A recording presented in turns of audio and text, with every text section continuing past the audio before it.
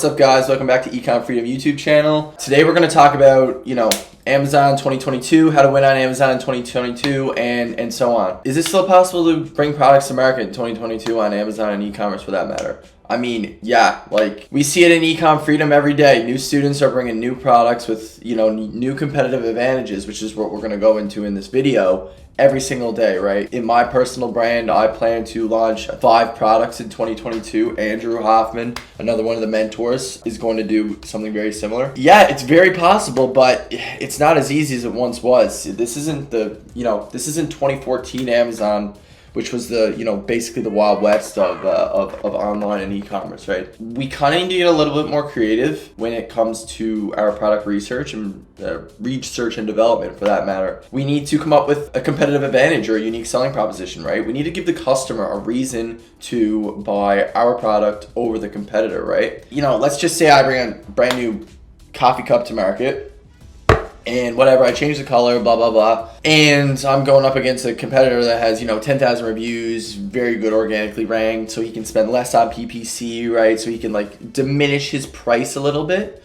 But, I'm coming to the market, I have 0 reviews, 0 social proof. How do I compete, right? Some things that we need to take into consideration with our competitors are the fact that our competitors have much more reviews than us, usually, when you come to market, right, for a generic product. Competitors have way deeper pockets than us, right? Because, stereotypically, if you're watching this video, you are working, let's just say a 9-to-5 job or whatever the case may be. You're coming to the market, right? You're trying to get in e-commerce, but, you probably don't have, $40,000, $50,000, lying around for advertising and branding and all this kind of fun stuff. So we need to get really creative on the product side. Branding, it's a minimum standard right now to have superior branding, right? If you don't have superior branding in the game and you're coming to the market saying that your branding is your competitive advantage, no, it's not going to work. You're going to lose, right? So let's just say this is a Sharpie marker, but I change it to Jeff's markers, right?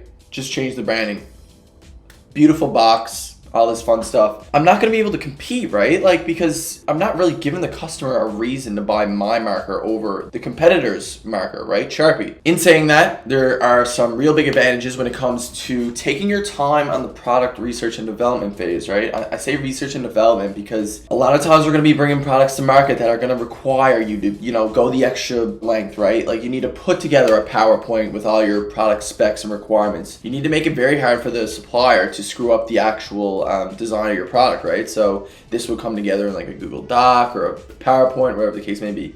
But that's a whole nother video in itself, right? What are some advantages when it comes to taking your time with product research and development, maybe changing a few things, getting a mold involved? So what are some advantages of doing this? Yes, it takes a lot longer, but, if we're going to bring products to market, right, that we're going to stem and build a brand around and eventually quit our 9-to-5 jobs, it's not going to take an hour of research, 5 days of research and putting together a product, right? It's gonna take a little bit of time, right? If you want to turn this into a hundreds of $1,000s business or millions. Some advantages that are going to come out of this is you're going to have the advantage to have your own mold. So this is going to open up doors such as patents and things of that nature. The patent is the golden nugget when it comes to products, right? So because if I have a patent, nobody can actually, recreate my product. Granted, it takes a lot more money to get a patent, but you have a year to a patent pending sort of thing. So, but I wouldn't worry about that for your, your first product or whatever the case may be. I have one patent in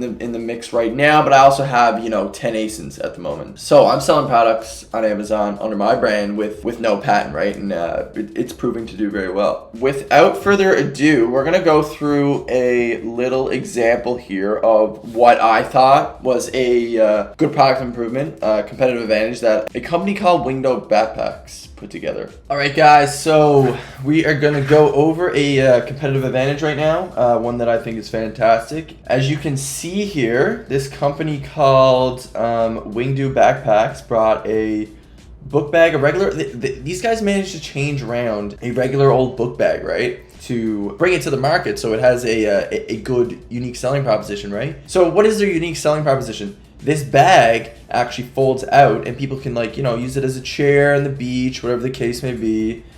And then, fold it up and go on again. So this is a very patentable design that you know, the people behind the brand took the time to do, this was not a very hard thing to come up with, right? This was not a hard design to make. I feel like this was not hard for the suppliers to make. The mold for this is probably very, not very expensive. This is a fantastic example of what a competitive advantage is, their unique selling proposition. Let's go through a different example, right? Let's just say I wanted to bring an ab wheel to the market, right? So, okay, we have this like wider one, we have this, skinnier one, right? Okay, back in, actually, full disclosure, back in 2017, I think I tried to drop ship this product right here.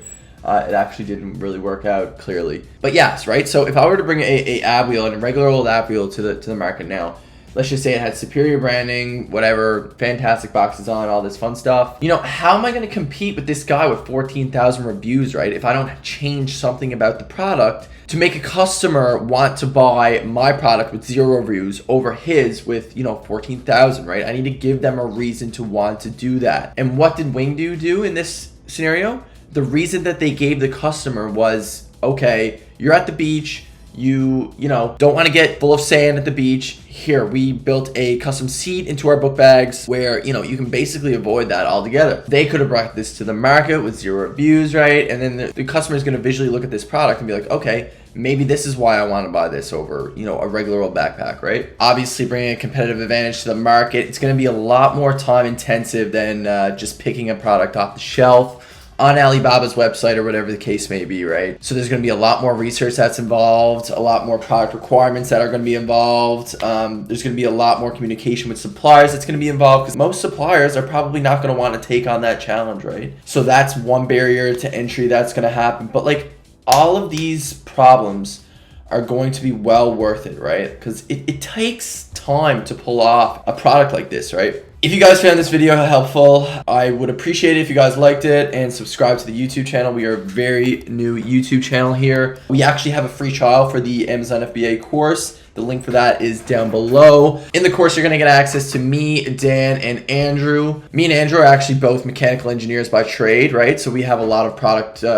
development skills that came from our actual backgrounds before we got involved in e-commerce. The students are able to run their ideas right by me and Andrew, and we're able to give, inputs on, okay, this mold is going to cost tens of thousands of dollars. Okay, this mold is going to probably cost, XYZ. You're going to be able to pull it off. And there's a lot of times that we can kind of just look at the product and be like, that kind of makes sense, or I probably wouldn't pursue with that. And it's very evident, right? Like when you guys join the course, and if you join the course, you're going to see in the Facebook group that we do have a lot of success stories, right? Me and Andrew are not going to give our stamp of approval on products if we are not 100% confident or, 95% confident that the product will do well on the market. If you guys can't answer the question that I always ask, which is, why would I buy this over the competitor? Me as a customer, why would I buy this with 0 reviews over the competitor with 1,000 reviews? If you can't answer that question, you shouldn't bring that product to market.